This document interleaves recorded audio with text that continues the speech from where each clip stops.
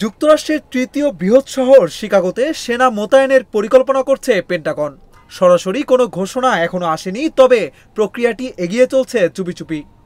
এই পদক্ষেপের মূল কারণ হিসেবে বলা হচ্ছে শহরের অপরাধ, গৃহহীনতা আর অনথিভুক্ত অভিবাসীদের সংখ্যা বেড়ে যাওয়া। প্রেসিডেন্ট ট্রাম্প এই পরিস্থিতি সামাল দিতে চান সেনা মোতায়েনের মাধ্যমে।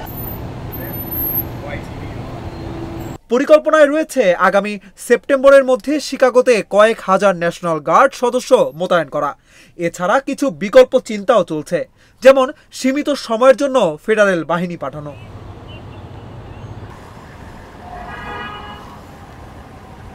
এই পদক্ষেপ একেবারে নতুন নয়। এর আগেও 2025 সালের জুনে ট্রাম্প প্রশাসন লস অ্যাঞ্জেলেসের 4000 ন্যাশনাল গার্ড আর 700 মেরিন সেনা মোতায়েন করেছিল।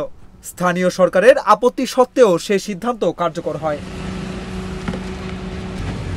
ট্রাম্প সম্প্রতি রিপাবলিকান নিয়ন্ত্রিত কিছু রাজ্যের গভর্নরদের চিঠি দিয়ে ন্যাশনাল গার্ড পাঠাতে বলেছেন ওয়াশিংটন ডিসিতে। শিকাগোর বিষয়েও তিনি একই ভাষায় কঠোর অবস্থান নিচ্ছেন। শুক্রবার সাংবাদিকদের তিনি বলেন, শিকাগোর অবস্থা খুবই খারাপ, এটা গুছিয়ে ফেলব। এই বক্তব্য থেকে স্পষ্ট তিনি বিষয়টিকে রাজনৈতিক গুরুত্ব দিচ্ছেন।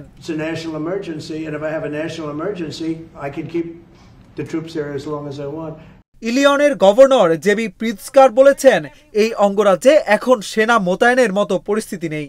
তিনি মনে করেন ট্রাম্প আসলে রাজনৈতিক উদ্দেশ্যে সংকট তৈরি করতে চাইছেন।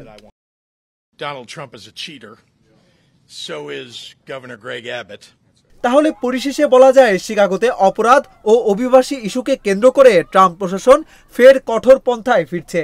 তবে স্থানীয় প্রশাসনের দ্বিমত থাকায় বিষয়টি এখনো চূড়ান্ত নয়।